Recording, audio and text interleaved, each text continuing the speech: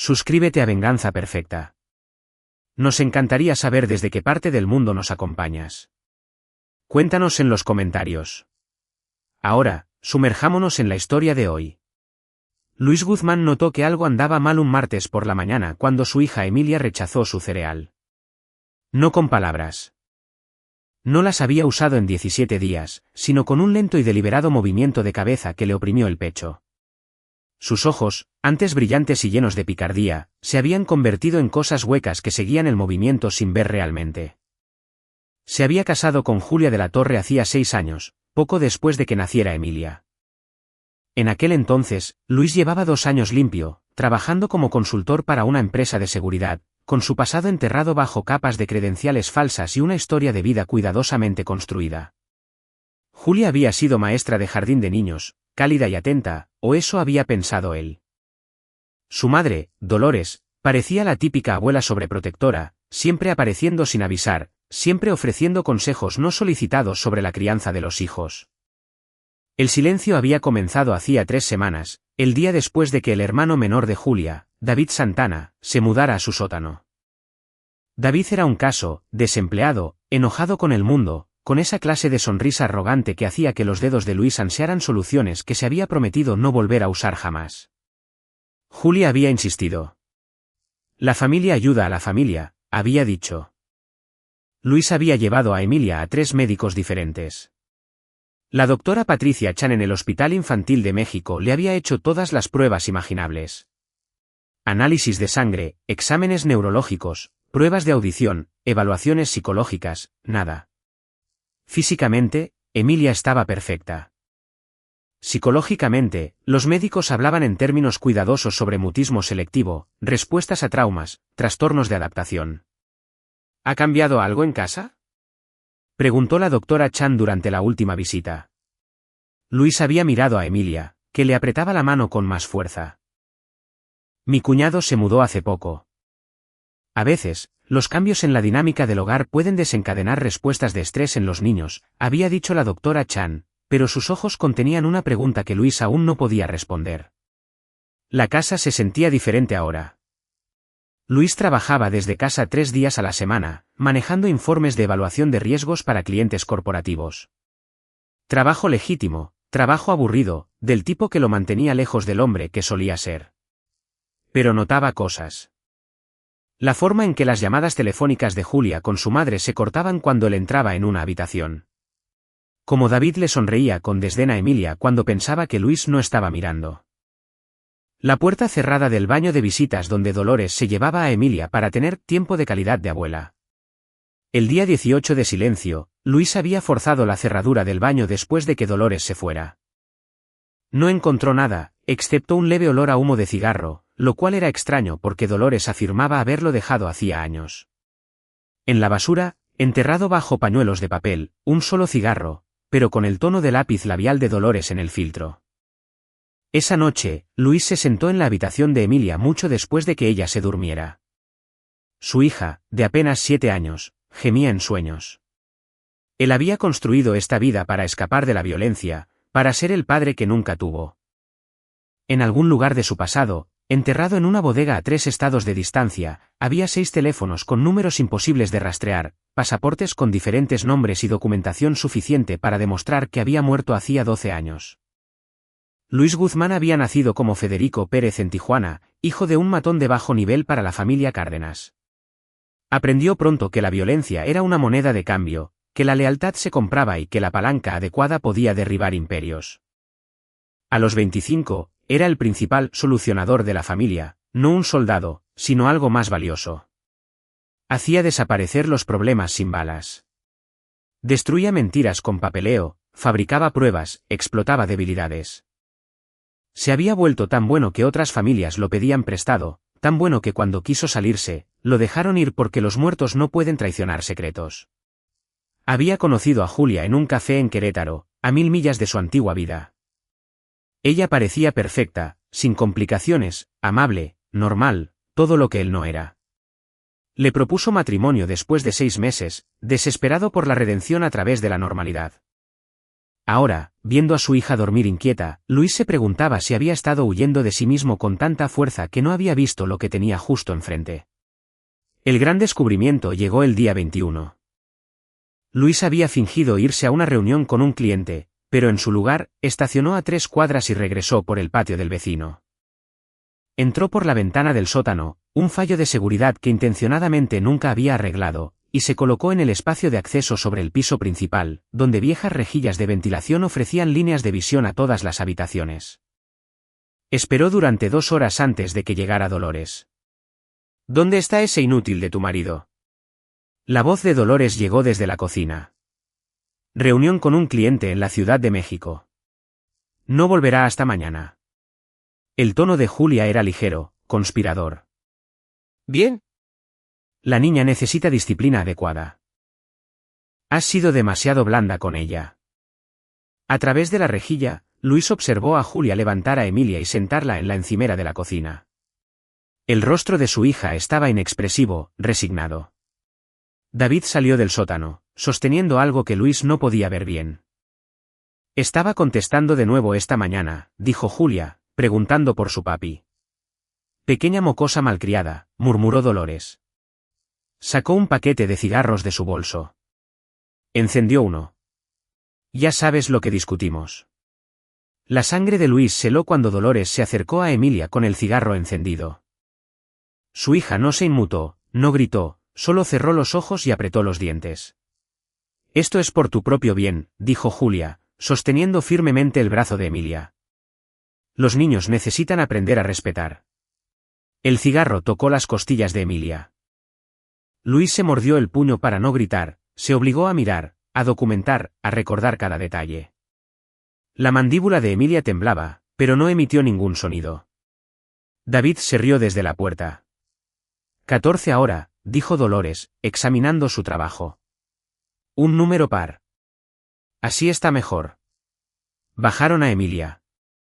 Caminó hacia su habitación como un fantasma mientras los 3 adultos se sentaban en la mesa de la cocina a tomar café, discutiendo si necesitaban corregir el comportamiento de Emilia con más frecuencia para romper su terquedad.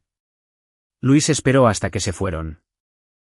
Dolores primero, luego David, que se dirigía a su sesión diaria de bebida en la cantina El Gallo. Se dejó caer desde el espacio de acceso y fue a la habitación de Emilia. Ella estaba acurrucada en su cama, temblando. Emilia, susurró, arrodillándose a su lado. Cariño, ¿es papá? Sus ojos se abrieron, llenos de lágrimas que había aprendido a no derramar. Necesito que seas valiente por mí. ¿Puedes ser valiente? Un pequeño asentimiento. ¿Puedes mostrarme dónde duele? Ella dudó, luego levantó lentamente su camiseta rosa. La visión de Luis se tiñó de rojo. 14 quemaduras circulares, algunas frescas y enrojecidas, otras ya con cicatriz. Un patrón de tortura deliberada que abarcaba semanas, quizás meses. Habían sido cuidadosos, colocándolas donde la ropa ocultaría el daño, donde el examen casual de un médico podría pasarlas por alto. ¿Por qué no me lo dijiste? Su voz se quebró. Los labios de Emilia se movieron. Las primeras palabras en 3 semanas surgieron como un susurro aterrorizado. Papi. La abuela dijo que si lo cuento, me enterrará en el patio. Mami dijo que les creerías a ellos y no a mí. Que tú ayudarías. Luis abrazó a su hija con fuerza, sintió su pequeño cuerpo temblar contra su pecho. Una rabia como nunca antes había conocido. No en Tijuana. No en los años oscuros, lo consumió.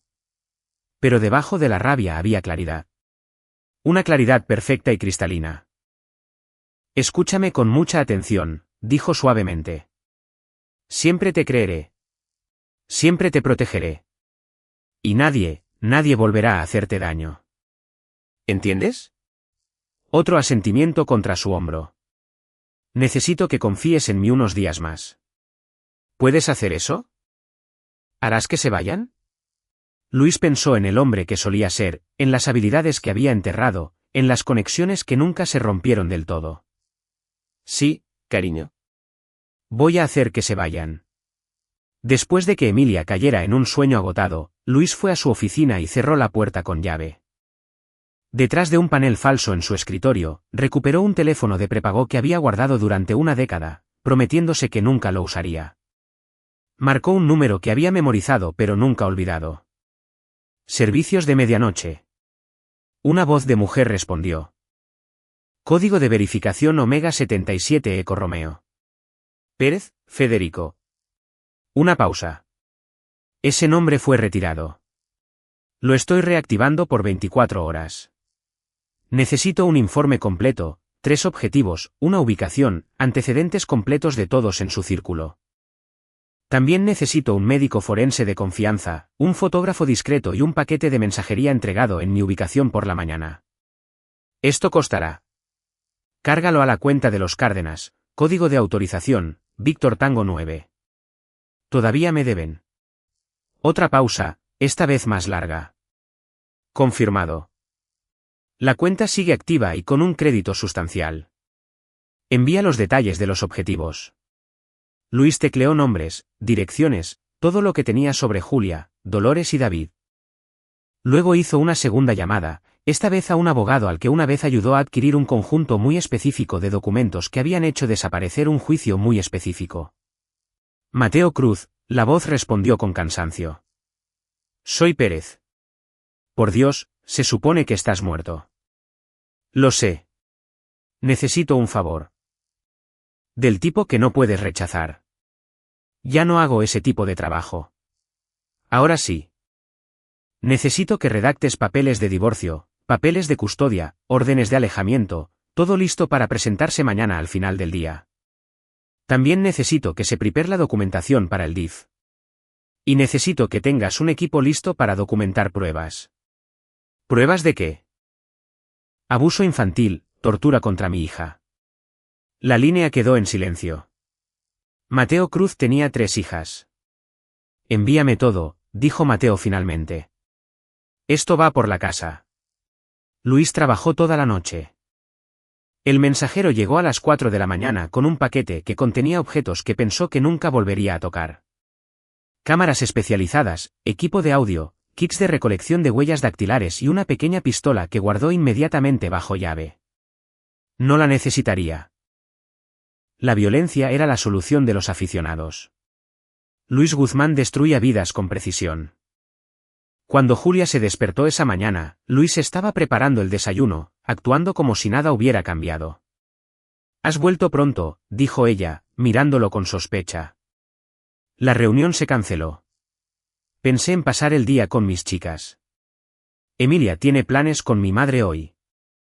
En realidad, dijo Luis con calma, pensé que Emilia y yo podríamos tener un poco de tiempo de padre e hija. Ha pasado un tiempo. La expresión de Julia se endureció. Va a ir con mi madre. Luis dejó la espátula, se giró para mirar a su esposa de frente. Por primera vez en 6 años, le dejó ver un atisbo de Federico Pérez detrás de la fachada apacible de Luis Guzmán. No, dijo en voz baja. No irá. Algo en su tono hizo que Julia retrocediera. Luis, llama a tu madre. Dile que venga. Dile a David también. Reunión familiar en 1 hora. No puedes simplemente. Luis sacó su teléfono, le mostró una fotografía que había tomado el día anterior a través de la rejilla de ventilación. Dolores, sosteniendo un cigarro encendido.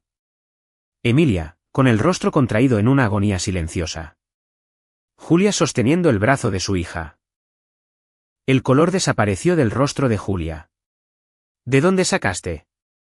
1 hora, repitió Luis, o voy a la comisaría con esta y otras 9 fotos. Tú eliges. Ella hizo las llamadas. Llegaron por separado, pero con minutos de diferencia, como si lo hubieran planeado. Dolores entró por la puerta principal sin llamar. David se deslizó detrás de ella, apestando al tequila de la noche anterior. Julia se sentó en la mesa del comedor, con las manos entrelazadas, los ojos moviéndose entre Luis y su familia. ¿De qué se trata esto?, exigió Dolores. No me gusta que me convoquen. Siéntense, dijo Luis. La autoridad en su voz, la voz que había usado en almacenes de Tijuana y en cuartos traseros de Nueva York, hizo que incluso David se detuviera. Se sentaron. Luis colocó una carpeta sobre la mesa. Les voy a contar una historia. Van a escuchar. Luego les explicaré lo que sucederá después. No tenemos que escuchar nada, comenzó Julia. Luis abrió la carpeta. Dentro había fotografías, documentación médica y una sola hoja de papel cubierta de letra apretada. Este es el testimonio de Emilia. Lo escribió anoche con mi ayuda. Describe cada vez que la lastimaron. Cada quemadura de cigarro, cada amenaza. Cada vez que le dijeron que yo no le creería. Que yo les ayudaría a lastimarla si hablaba. El rostro de Dolores se enrojeció. Esa niña es una mentirosa. Es manipuladora, como su padre, al parecer. Las quemaduras en su cuerpo cuentan una historia diferente. Y también estas. Luis sacó las fotos.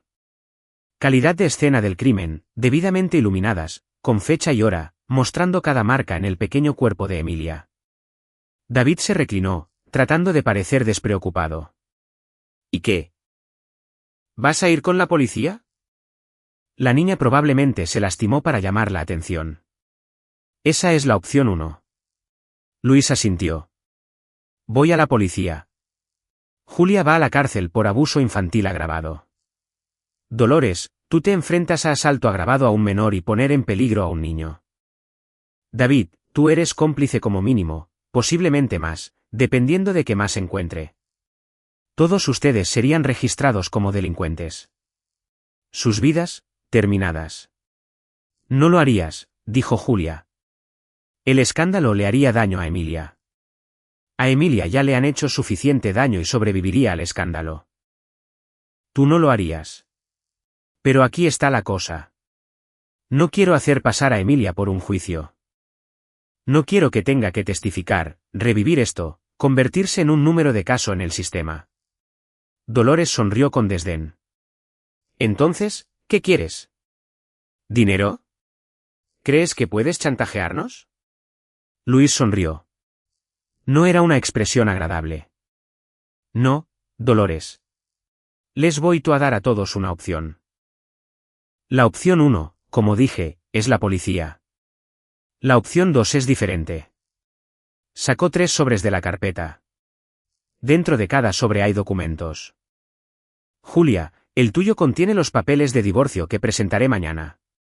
Sin culpa, pero yo obtengo la custodia total y tú obtienes visitas supervisadas supeditadas a que completes terapia y manejo de la ira.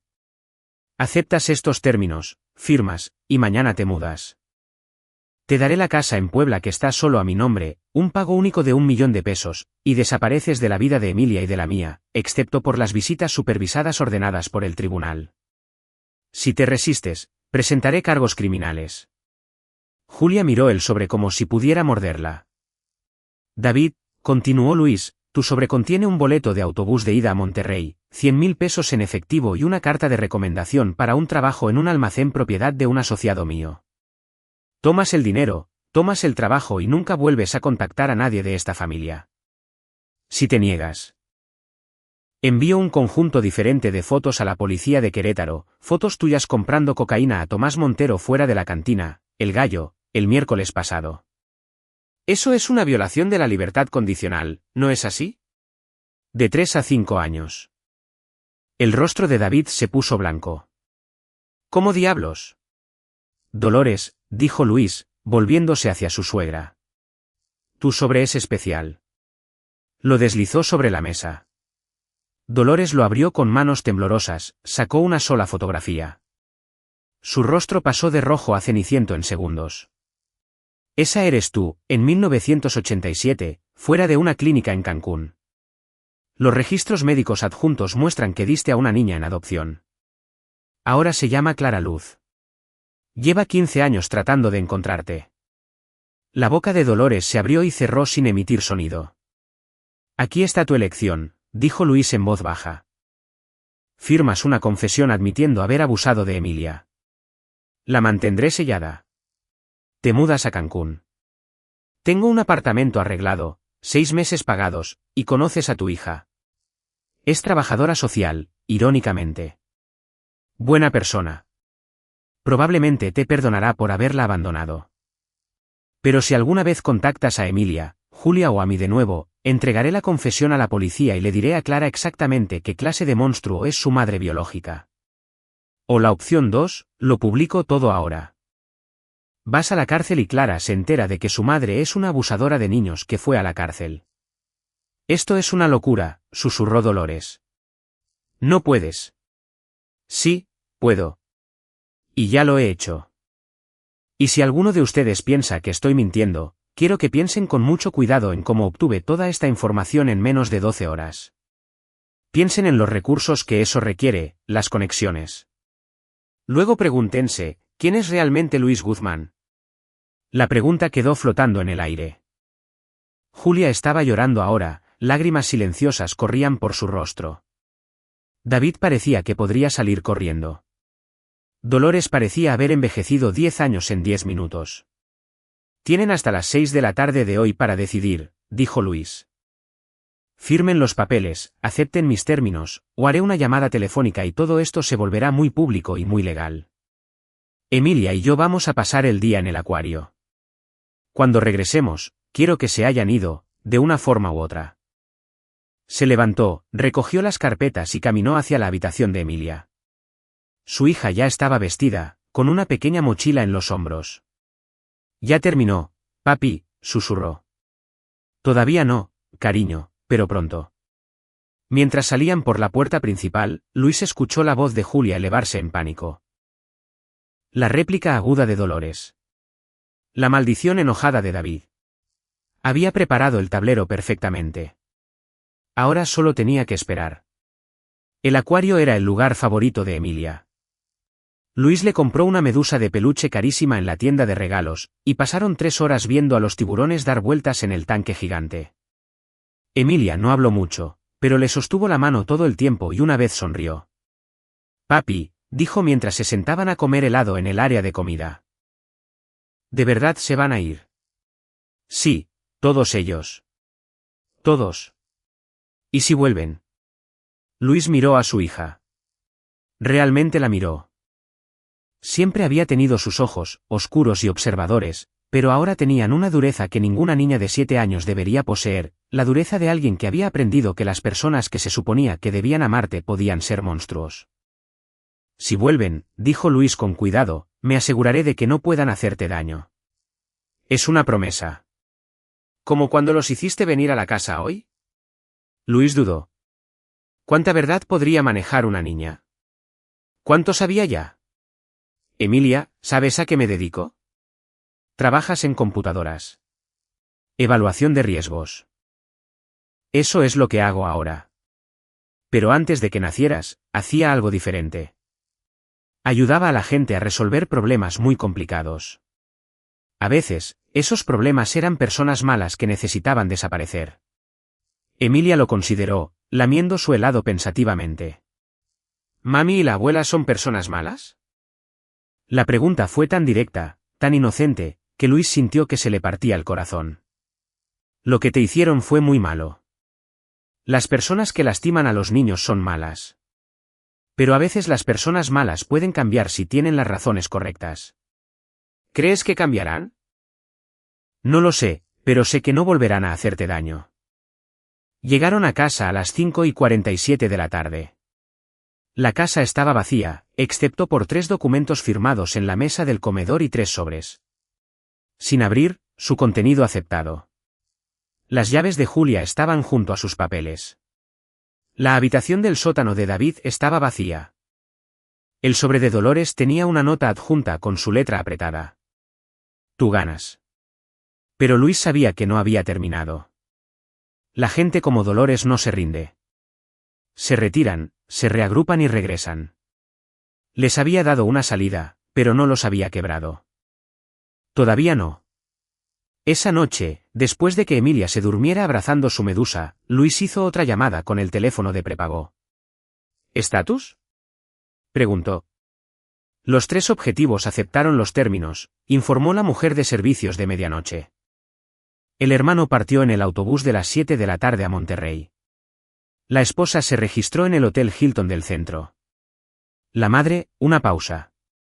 La madre retiró 200.000 pesos de su cuenta bancaria esta tarde y se reunió con alguien interesante. La sangre de Luis se heló. ¿Quién? Roberto Durán, investigador privado, ex policía, se especializa en sacar trapos sucios y casos de custodia. Se reunieron durante 2 horas. Tenemos audio. Si lo quieres, envíalo. 3 minutos después, el correo electrónico seguro de Luis recibió una notificación. Abrió el archivo de audio, escuchó la voz de Dolores, distorsionada, pero clara. No importa lo que tenga sobre mí. Necesito todo sobre él. Cada secreto, cada mentira. Tiene que haber algo que podamos usar. Conozco a hombres como él. Siempre están escondiendo algo grande. La voz ronca de Roberto Durán respondió. Este tipo de investigación profunda no es barata. No me importa el dinero. Quiero a mi nieta de vuelta y quiero a ese hijo de puta destruido. ¿Puedes hacerlo o no? Dame una semana. Luis borró el archivo, su mente ya 3 movimientos por delante. Dolores iba a investigar su pasado. Eventualmente encontraría a Federico Pérez. El cambio de nombre era legal pero rastreable si sabías dónde buscar. Y una vez que encontrara a Federico Pérez, encontraría los años de Tijuana, las familias para las que trabajó, la violencia que orquestó. Lo usaría como un arma. Batalla por la custodia, alegando que era un criminal peligroso. Tendría suficiente verdad mezclada con exageración para hacerlo parecer un monstruo. Incluso si ganaba en el tribunal, el escándalo seguiría a Emilia para siempre. La opción 1, policía y tribunales, ya no era viable. Dolores acababa de forzar su mano. Luis abrió su computadora portátil, accedió a un servidor encriptado que no había tocado en 12 años y comenzó a trabajar. Si Dolores quería encontrar a Federico Pérez, él le daría a Federico Pérez. Pero no la historia real. A las 3 de la mañana, Luis había creado una obra maestra de desinformación. Usando viejos contactos y una red de favores debidos, plantó una nueva narrativa en los archivos profundos que cualquier investigador eventualmente encontraría. Federico Pérez, protección de testigos, testificó contra la familia Cárdenas en 2013, se le dio una nueva identidad y fue reubicado. Los documentos parecían auténticos porque lo eran, Luis los había creado usando plantillas legítimas de la Fiscalía General que había adquirido años atrás para un propósito completamente diferente. La historia satisfaría al investigador de Dolores. Pérez era un soplón, un cobarde que traicionó a su familia. No peligroso, solo patético. El tribunal vería a alguien que había cooperado con las autoridades, no a un criminal. Era la coartada perfecta. Pero Luis sabía que los verdaderos Cárdenas se enterarían de esto eventualmente. Sabrían que la historia de protección de testigos era una farsa. Se preguntarían por qué el nombre de Federico Pérez estaba resurgiendo después de 12 años de silencio. Ese era un problema para más tarde. En este momento, necesitaba asegurarse de que Emilia estuviera a salvo, y eso significaba asegurarse de que Dolores y Julia no pudieran usar su pasado como arma. Las siguientes 2 semanas transcurrieron como un reloj. Mateo Cruz presentó los papeles de divorcio. Julia no se opuso. Había firmado el acuerdo, después de todo. David envió un mensaje de texto borracho desde Monterrey. ¿Pagarás por esto? Luis lo ignoró. Dolores, según la vigilancia de servicios de medianoche, se reunió con Roberto Durán 3 veces más. Emilia comenzó a hablar de nuevo. No mucho, pero lo suficiente. Susurraba buenas noches, pedía comidas específicas, ocasionalmente se reía de los dibujos animados. La doctora Chan lo llamó un progreso notable. Luis sabía que era solo la ausencia de terror. El día 16, Roberto Durán entregó su informe a Dolores. Luis lo supo porque le había pagado a una de las asistentes de Durán, una joven llamada Cristina Joya, que tenía deudas de juego y una moral flexible, para que copiara todo. El informe era exhaustivo. Durán había rastreado a Luis Guzmán hasta Federico Pérez, encontrado los documentos plantados de protección de testigos, entrevistado a 3 fuentes que confirmaron que Pérez había testificado contra los Cárdenas. Incluso había encontrado un registro judicial sellado, también plantado por Luis, que mostraba una declaración de 2013. El sujeto presenta una baja amenaza, había concluido Durán. El historial sugiere cooperación con las autoridades, no violencia. Se recomienda usar el historial criminal para argumentar inestabilidad e incapacidad para la custodia total. Dolores mordió el anzuelo. El día 19, Luis recibió una carta de un abogado llamado Enrique Huerta que representaba a Dolores en una petición de derechos de los abuelos y custodia de emergencia basada en nueva información sobre el pasado criminal del padre y el peligro potencial para la menor. Luis leyó la petición 2 veces y luego sonrió. Dolores había hecho exactamente lo que él esperaba. Solicitó la custodia de emergencia, alegando que Luis era Federico Pérez, conocido asociado del crimen organizado, un peligro presente para Emilia, inestable y violento. La petición estaba programada para una audiencia en 3 días. Dolores pensó que había ganado. Había expuesto el secreto de Luis, lo había usado como arma, y ahora recuperaría a su nieta para disciplinarla adecuadamente. No tenía idea de lo que se avecinaba. Luis hizo 3 llamadas. Primero a Mateo Cruz, quien se rió cuando escuchó la estrategia de Dolores. Acaba de hacer esto demasiado fácil. Segundo a la doctora Chan, quien aceptó testificar sobre las lesiones de Emilia y la cronología de su mutismo selectivo. Tercero, a un número que había estado guardando, una detective llamada Marcia Keller, que le debía un favor de hacía 8 años cuando Luis le proporcionó información que había cerrado un caso sin resolver y salvado su carrera. Necesito que estés en el tribunal el jueves, dijo Luis. Necesito que testifiques sobre una investigación en curso. ¿Qué investigación? La que estás a punto de abrir sobre abuso infantil. Te voy a enviar un archivo.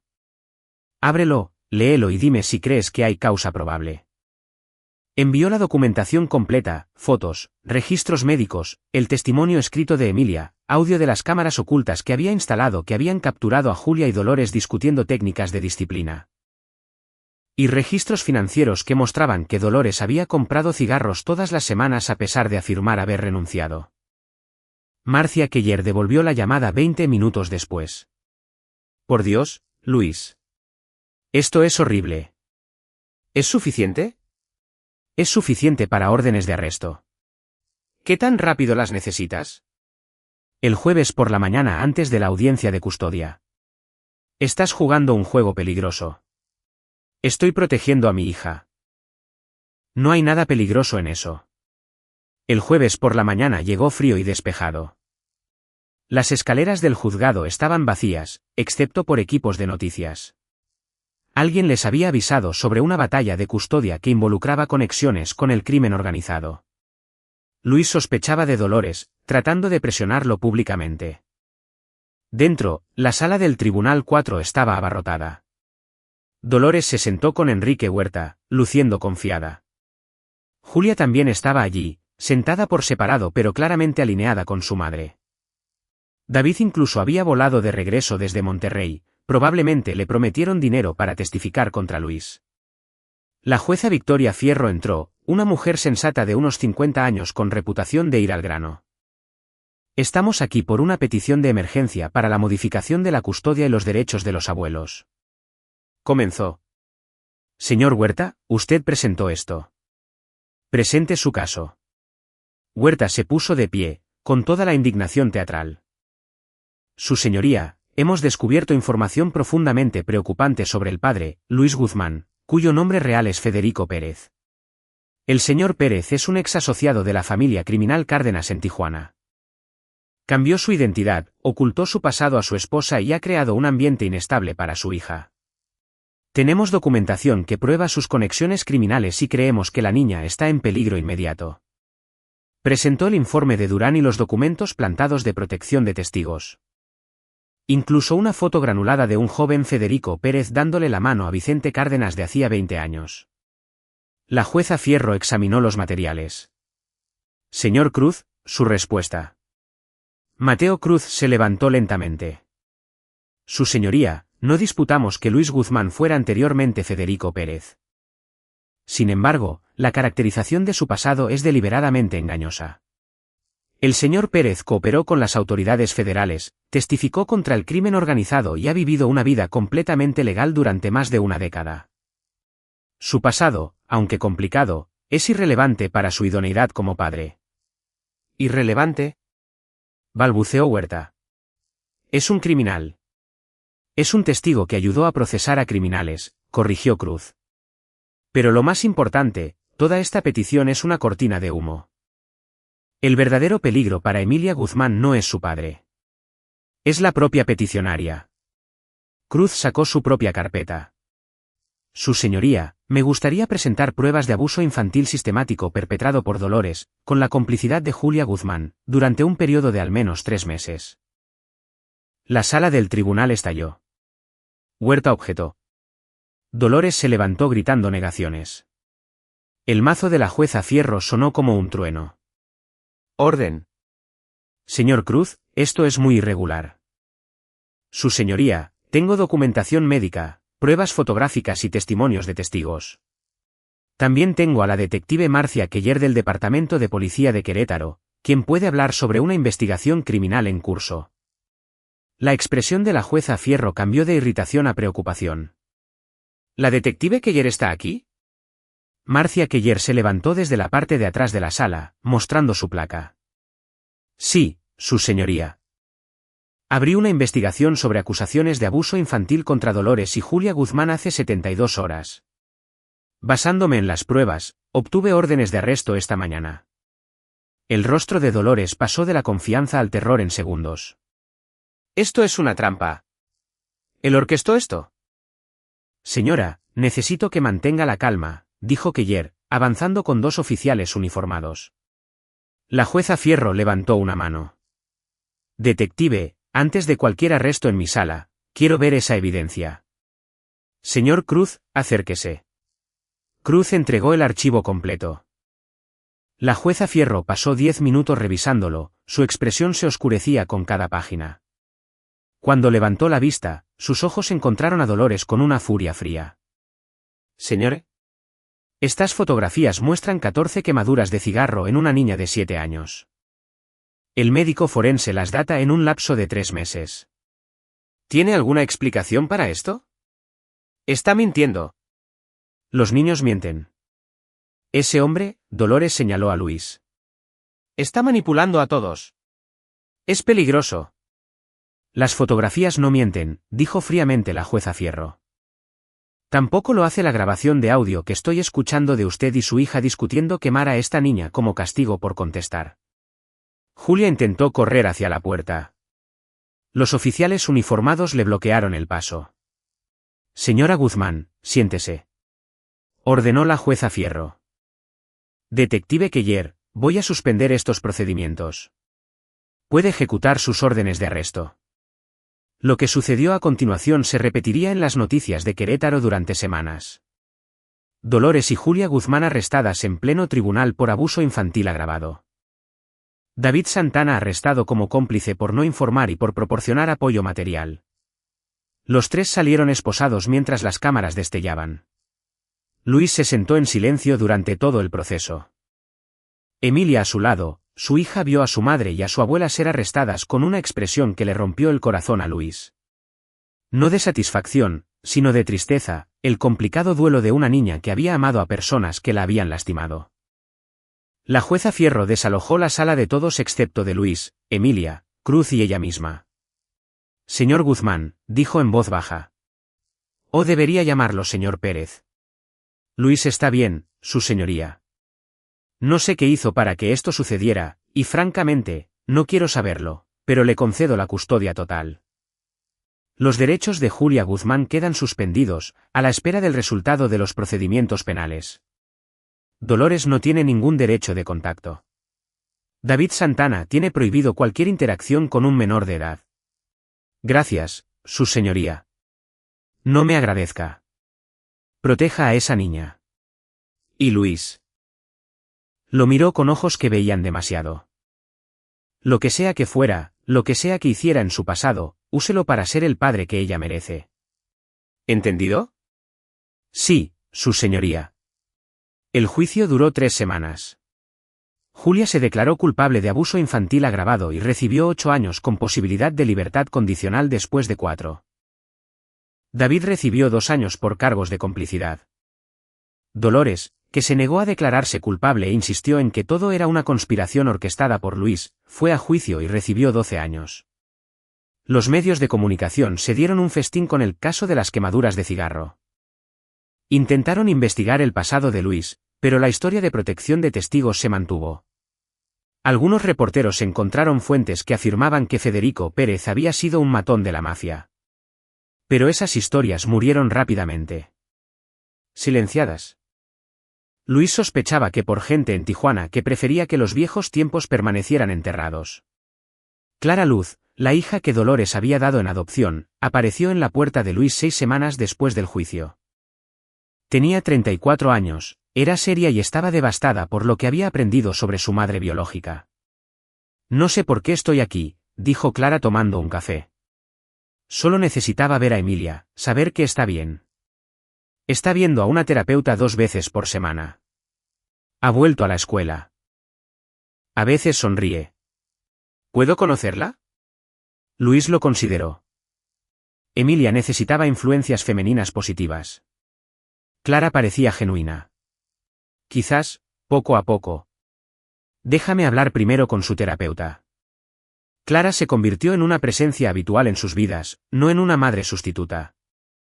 Emilia no estaba lista para eso, sino en una figura de tía que aportaba dulzura y paciencia. Era trabajadora social, después de todo, especializada en traumas. 3 meses después del juicio, Luis recibió un sobre sin remitente. Dentro había una sola fotografía de Vicente Cárdenas hijo, actual jefe de la familia Cárdenas, de pie fuera de un restaurante en Tijuana. En el reverso, una palabra escrita a mano por Vicente. ¿Saldado? Luis entendió. Los Cárdenas se habían enterado de que el nombre de Federico Pérez había resurgido, de la historia de protección de testigos. Habían investigado y se habían dado cuenta de que era una farsa. Pero también habían visto lo que Luis había hecho para proteger a su hija. La precisión, la crueldad, la destrucción completa de sus enemigos usando medios legales e ilegales. Vicente estaba enviando un mensaje. Tu deuda está pagada. Los viejos tiempos están olvidados. Pero no vuelvas. Luis quemó la fotografía. No tenía intención de volver. Federico Pérez estaba muerto y enterrado. Luis Guzmán había ganado una guerra diferente. 6 meses después del juicio, Emilia hablaba en frases completas con regularidad. Hizo amigos en la escuela, se unió a un equipo de fútbol, incluso se rió de los terribles chistes de papá de Luis. Las quemaduras dejarían cicatrices físicas y emocionales, pero la doctora Chan era optimista sobre su recuperación a largo plazo. Es resiliente, le dijo la doctora Chan a Luis durante una revisión. Un trauma como este no desaparece sin más, pero con apoyo y estabilidad, los niños pueden sanar notablemente bien. Lucas sabía mejor que la mayoría que las cicatrices no desaparecían, pero podían convertirse en parte de una historia con un final mejor. Una noche, Emilia se sentó en la mesa de la cocina haciendo la tarea mientras Luis preparaba la cena. Clara se había unido a ellos. Se estaba convirtiendo en una tradición semanal. Papi, dijo Emilia sin levantar la vista de su hoja de matemáticas. Sí, cariño. ¿Qué les pasó a las personas malas? Luis intercambió una mirada con Clara, quien asintió sutilmente. Habían discutido esta posibilidad con la doctora Chan. Están en la cárcel, dijo Luis con cuidado. Están siendo castigados por lo que hicieron. ¿Saldrán? No en mucho tiempo. E incluso si lo hacen, no pueden acercarse a ti. Hay leyes que te protegen. Emilia guardó silencio por un momento. Luego, Clara dice que solías hacer cosas peligrosas. Antes de que yo naciera. Luis se quedó helado. ¿Qué más dijo Clara? Clara levantó las manos en señal de defensa. Ella preguntó. Le dije que tú se lo dirías cuando estuviera lista. Emilia lo miró con esos ojos oscuros y demasiado sabios. ¿Eras una persona mala? La pregunta que todo padre teme, amplificada por una verdad que no podía ocultarse por completo. Luis se sentó frente a su hija. Hice cosas de las que no estoy orgulloso, dijo honestamente. Trabajé para gente mala y les ayudé a hacer cosas malas. Pensé que eso era todo lo que podía ser. Pero luego decidí cambiar. Me convertí en Luis Guzmán porque quería ser mejor. Y luego naciste tú y supe que tenía que ser mejor por ti. Pero aún así usaste las cosas malas para detener a mami y a la abuela. Demasiado lista. Era demasiado lista. Sí. Usé el conocimiento de mi vida anterior para protegerte. A veces, las habilidades que desarrollamos por razones equivocadas pueden usarse por las razones correctas. ¿Está bien eso? No lo sé, admitió Luis. Pero lo volvería a hacer. Porque protegerte es más importante que cualquier otra cosa.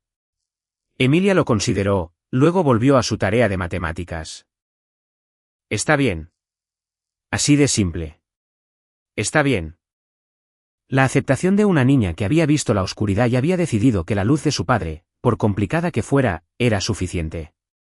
Clara le sonrió a Luis por encima de la cabeza de Emilia. Iba a estar bien. No perfecto, no sin las marcas del pasado, pero bien. Esa noche, después de que Emilia se fuera a la cama, Luis se sentó en su oficina y destruyó sistemáticamente los últimos restos de Federico Pérez. Quemó los teléfonos de prepago, trituró los documentos falsos, borró los servidores encriptados. Solo conservó una cosa, una fotografía de sí mismo a los 25 años, de pie en un almacén de Tijuana, joven y frío, y seguro de que la violencia era la única respuesta. La guardó para recordar quién había sido, para recordar por qué nunca podría volver. Luis Guzmán guardó la fotografía en una caja fuerte, apagó las luces y fue a ver a su hija. Emilia dormía plácidamente. La medusa de peluche aferrada a su pecho. Las pesadillas mantenidas a raya por el conocimiento de que su padre, fuera lo que fuera, hubiera hecho lo que hubiera hecho, incendiaría el mundo antes de permitir que alguien volviera a lastimarla. Y en ese momento, Luis entendió algo fundamental. La redención no consistía en borrar el pasado. Consistía en usar todo lo que eras, bueno y malo, luz y oscuridad, para proteger lo que más importaba. Había sido un solucionador, un matón, un fantasma. Ahora era un padre. Y eso era suficiente. Y ahí lo tienen. Otra historia llega a su fin. ¿Qué les pareció? Me encantaría conocer sus opiniones en los comentarios de abajo. Si disfrutan de esta historia, consideren unirse a nuestra comunidad suscribiéndose. Significa mucho para nosotros. Para más historias como esta, consulten los vídeos recomendados en pantalla. Y los veré allí.